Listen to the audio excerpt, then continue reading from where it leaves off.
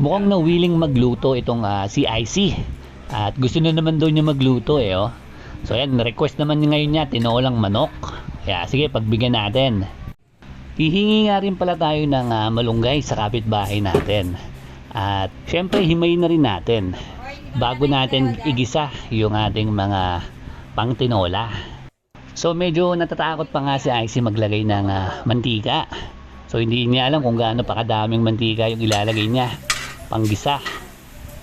So ayan, sinimulan na niyang igisa yung ating luya, bawang, at syempre yung sunod nito yung sibuyas. So yung bawang natin galing sa freezer yan.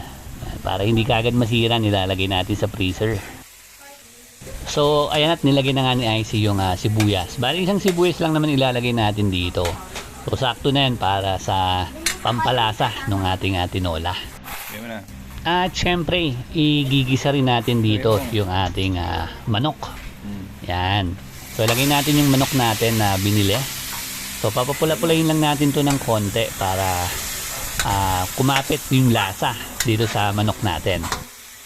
So yan, medyo nahihirapan pa rin syempre si IC maghalo nitong ating ginigisang manok. Syempre bago pa lang eh. Pero katagalan niya, matututo rin to magluto. Yan, oh. Medyo mabigat-bigat pa yung halo niya eh. Yan, pag natuto yan or nasanay ito eh, yan, madali na to. Hindi na siya mahirapan magluto. So yan, naglalagay na rin pala tayo rito ng pampalasang asin. Yan. So bali dalawang kutsarita lang ilalagay natin. So actually yung pagluluto eh, paulit-ulit lang naman yan. So iba-iba lang ng proseso. So kapag nakuha mo yung basic na pagluluto eh, yan, kahit anong oras pwede ka na magluto ng sarili mo. Bali, dalawang kutsarita rin palang paminta yung nilagay natin dito. At ang nilalagay pala namin dito isa pang pampalasa eh, patis. Yan. So mas malasa kasi yung sabaw nito kapag merong patis na halo. Yung iba hindi naglalagay ng patis, pero kami yan, naglalagay kami ng patis dyan. Panoorin nga pala muna natin ditong maghalo si IC ng ginigisa niyang manok. Yan, oh. So yan, hintayin muna natin kumapit yung lasa dun sa manok natin para syempre mas masarap pati yung laman, di ba? Hindi lang yung sabaw. Ayan, oh. Sarap niyan. Oo, sarap nan. So pag medyo namula-mula na yung ating manok, eh lalagyan na natin to ng sabaw. Isang baso muna yung ilalagay natin dito. Mamaya na tayo magdadagdag ng ating sabaw pa. So papalambutin muna natin yung manok dito. Yan, oh. Lalagyan nga rin pala to ni IC ng chicken cubes para mas malasa yung sabaw natin. Nakasali din dyan. Oo, ayun, si Seiya nanonood, oh. Yan, gusto na rin yata magluto ni Seiya. So yan, tutunawin lang muna natin yung ating Knorr cubes dun sa pinapakulo natin. At syempre, ilagay na rin natin dito yung ating papaya at siling panigang. So depende sa inyo kung gusto niyo ng papaya o sayote. So pwede naman yung parehas, pero mas masarap kasi yung mahinog-hinog na papaya para manamis-namis yung ating magiging sabaw. So minsan naglalagay kami sayote, depende kung anong meron. Bango daw. Ano amoy sa'yo? Baka hindi niluluto. Sa'yo ano amoy? Tinola yun. Hindi naman niluluto.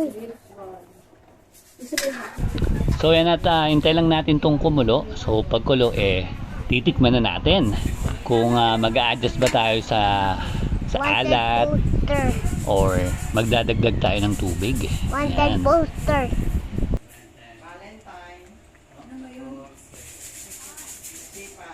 Pero sabi naman ni IC eh, sakto na yung lasa, kaya ilalagay na natin yung dahon ng malunggay.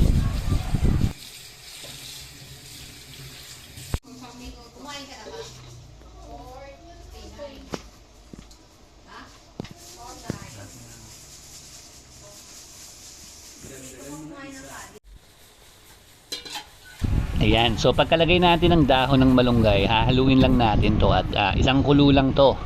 At luto na, hahanguin na natin. Pwede nang kumain si Ash. Ang sarap! Ayun na nga at proud na proud siya sa luto niya. Ang bango daw.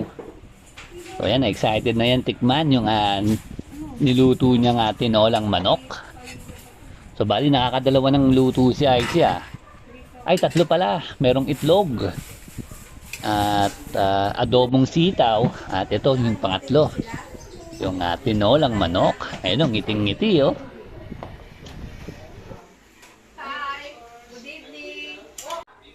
At ayun na nga, excited ng matikman yung kanyang nilutong tinolang manok. Yan. Siyempre, marami siyang nilagay na malunggay. So, marami rin kakainin malunggay yan. Medyo natututo na rin ang kumain ng gulay-gulay itong si Icy. Oh. Dati, laging iniiwasan. Parang si Ash lang, oh, nakatabi kaagad yung dahon. Oh. Pag kulay green, matik na yan, nakatabi. Oh. Yan. So, kaya maigi at natututo na rin kumain to ng gulay. Hindi puro karne at isda lang ang alam kainin. Yan. Kainin mo yung gulay para ano. Yan. Thank you for rushing! Ang sarap!